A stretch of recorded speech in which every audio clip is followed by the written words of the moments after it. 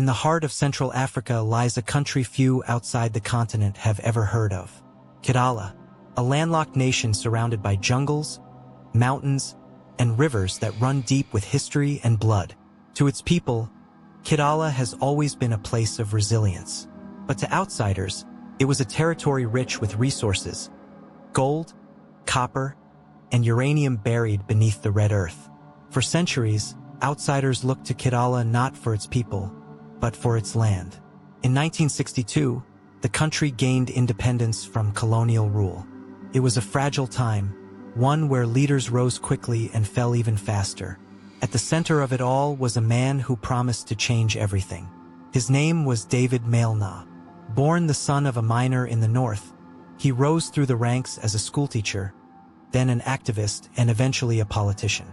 He was charismatic, educated, and deeply nationalistic. To the people of Kidala, he represented hope. But to foreign powers and to certain elites within his own country, he represented danger.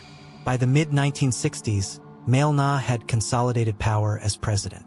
He launched ambitious land reforms, nationalized the mines, and spoke openly against foreign exploitation. He told his people that Kidala's riches belonged to them, not to outsiders. Crowds cheered his words in packed stadiums, waving flags stitched by hand, chanting his name as though he were a prophet. But the louder his message became at home, the more enemies he made abroad. Foreign companies who had held mining concessions for decades suddenly found themselves shut out. Governments with interests in Kidala began to whisper about the young president's instability. Inside his own cabinet, not everyone agreed with his vision. Military generals grew uneasy. Some claimed he was moving too fast, stripping the old guard of their wealth and influence. Rumors swirled that a coup was inevitable. On the night of March 14, 1969, those rumors became reality. Gunfire erupted in the capital city. The presidential palace was stormed by soldiers. By dawn, the state radio announced that President Mailna had been executed for crimes against the people. A general named Isaac Kambala declared himself the new head of state.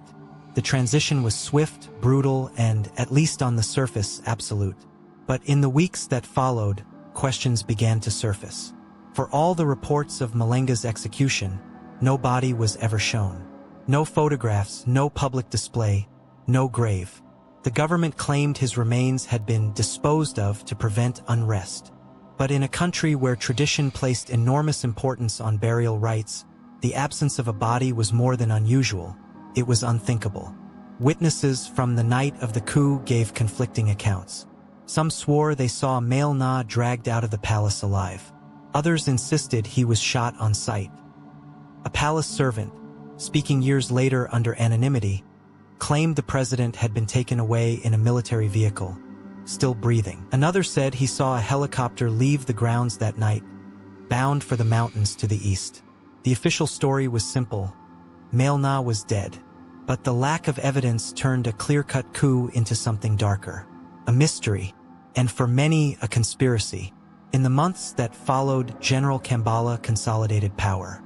He reopened the mines, this time granting contracts back to foreign companies. Billions in resources began flowing out of Kidala once again, while the people saw little change. To those who had watched Mailna fight for independence, it seemed as though everything he had built was erased in a single night. Yet, in the villages and towns far from the capital, whispers spread.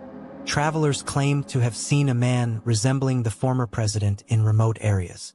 Some said he was hiding in the jungles near the northern border. Others believed he had fled across the river into a neighboring country.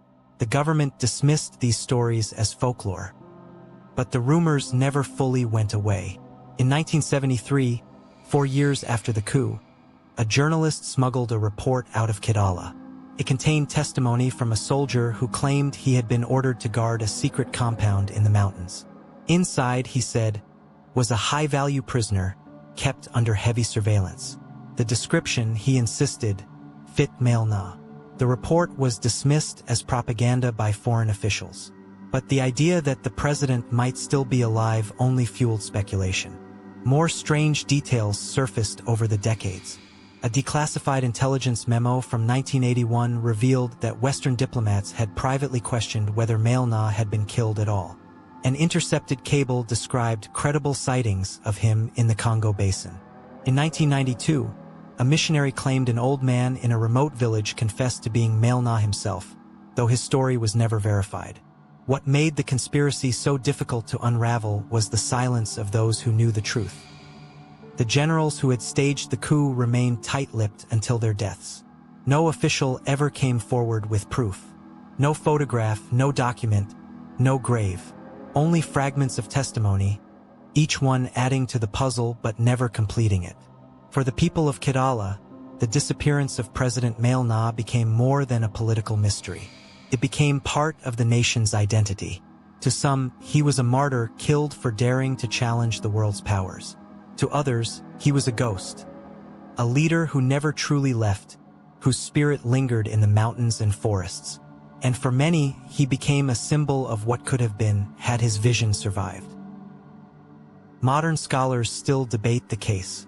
Some argue that Mailna was executed the night of the coup, and that the lack of a body was simply a strategy to prevent his grave from becoming a rallying point. Others suggest he was secretly kept alive for years, used as leverage in political negotiations, before dying in captivity. A smaller group believes he escaped entirely, living out his life in hiding, watching from the shadows as his country changed without him. What cannot be denied is that the coup benefited many. Foreign companies regained their grip on Kitala's mines. The generals grew wealthy, and those who opposed Malenga's reforms found themselves back in power. Whether by design or coincidence, his removal paved the way for the very exploitation he had tried to end. Today, more than 5 decades later, no definitive evidence has surfaced. The official records remain sealed. The gravesite remains empty, and the truth, whatever it may be, remains buried in secrecy.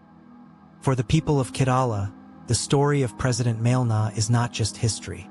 It is a wound that never healed, a reminder that in the shadows of power, truth is often the first casualty. And so, the question endures: did David Mailna die on the night of March 14, 1969? Or did he slip through the cracks of history, his fate known only to a select few? Until the truth is uncovered, the story remains unsolved. A conspiracy that blurs the line between fact and legend. A silence that refuses to break. In the heart of Africa, where the jungles whisper and the rivers carry secrets, the name David Mailna still lingers. Some call him a hero, others a ghost. But all agree on one thing. In the shadows of Kidala, the past is never truly gone.